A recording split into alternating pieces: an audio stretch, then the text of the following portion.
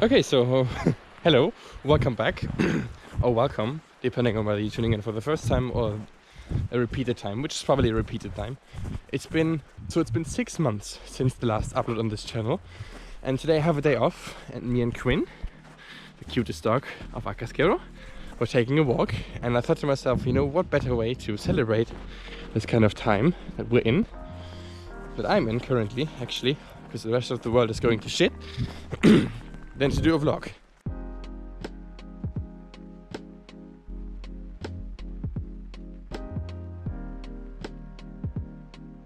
So, as you guys know, in 2018, 2019, I spent a year in Finland, the Erasmus, in Joensuu.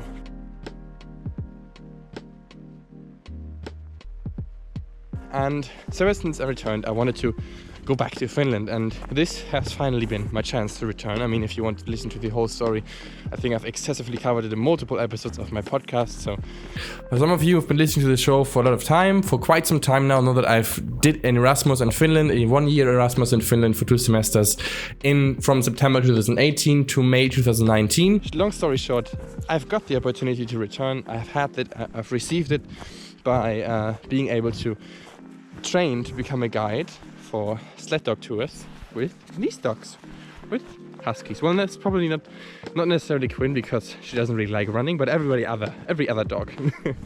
And I've been doing that since August 28th. I've been back in Finland, and I've loved every single day so far, even though it's been challenging and there's been a lot of, you know, also turmoil with the corona and all that stuff, but so far it's been great.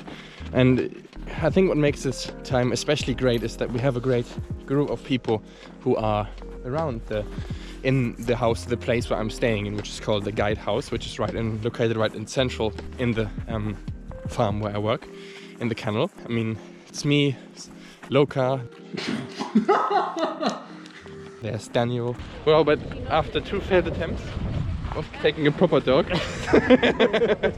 Tanita. No, actually, all I need is bananas. If you guys can make that work for me, thank you. And Piotr.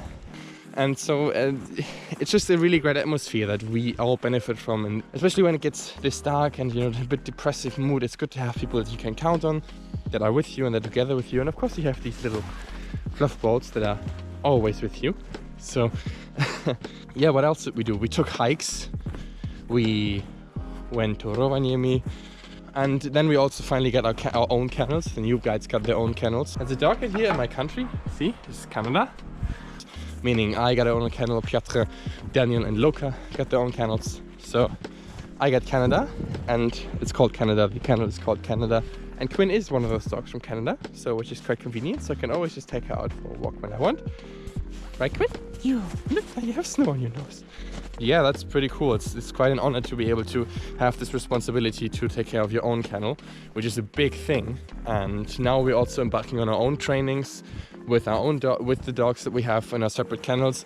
But we're not training with the old guides anymore. We're training by ourselves, which means we're a lot more accountable for everything that happens in our kennels and during our training, the setups and the crossings and whatnot. So in general, it's been, well, of course, it's been a lot of fun and extremely entertaining and super just exhilarating, but it's also been super challenging. There's a lot of pressure there's a lot of demands that are made by you from you. For example, currently we work like 6 days a week, 1 day off. In the meantime, we train 4 days a week. Sometimes maybe even we could go up to 5 days a week soon, and have to make up all the schedule and everything by ourselves. But in general, I think essentially that gives us the idea what it means to be a proper guide, is the ability to plan, the ability to think ahead, to manage your time properly. But it's just amazing. It's amazing that all these things are trusted to us, those 4 that are left. And yeah, I think obviously the highlight of everything has been the training sessions. And it's interesting how every dog has the different character, the different personalities. Some like to run with others, some don't like to run with others. There's some dogs just don't like a very specific dog, and the others they get along with fine.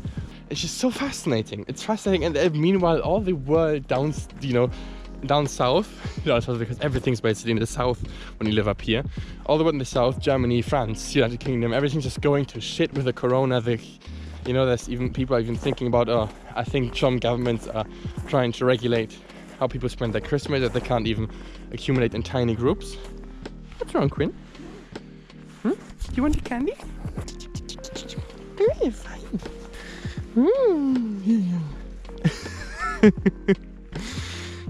Fine. You've got one left. Good. Okay. And there's definitely worse ways to spend a pandemic. Like I did it 6 months ago, tied up to my desk, home office job, studying from home, everything in my room. Nah, not doing that again. So also, what has been interesting to realize is that there's such a strong sense of appreciation that comes from the dogs. Everything you do, they're curious to see what you're doing. You exchange something in the cage, they're always watching, or they're sitting next to you, or they're just in their box, whatever. Depends on the dog, depends on the type, depends on the character. But in general, there's just so much positive feedback or reinforcement coming back from them. Whatever it is, whether you feed them, you pet them, you just look at them, you cut their clothes, you do anything to them, there's always some sort of appreciation. There's always some sort of love that's coming back. And I think maybe sometimes in the workplace you would probably wish for that if you work with other people, that there would be more appreciation, more love, or more sense of positive feedback coming back. But these dogs just do without even thinking about it. It's just like the natural reaction. In general, I think every one of us four, and every one of us who works here, everyone who I work with closely, it's kind of at the moment in this zone of just enduring this like gray skies and the bad temperature, not the bad temperatures, the mildly cold temperatures, the whole corona situation. And then, you know, at some point at the end of the tunnel there's going to be a light, everything's going to shine and rise up and going to look beautiful. And until that moment though, there's some work to be done. And yeah, thank you for watching so far. Thank you for tuning in once again after such a long time. Quinn and I are now going to go back to Acasquero, and I'm going to go back in the house and probably start editing this vlog. I don't know, maybe, yeah. Good, well, thank you for watching, and I'll see you guys next time.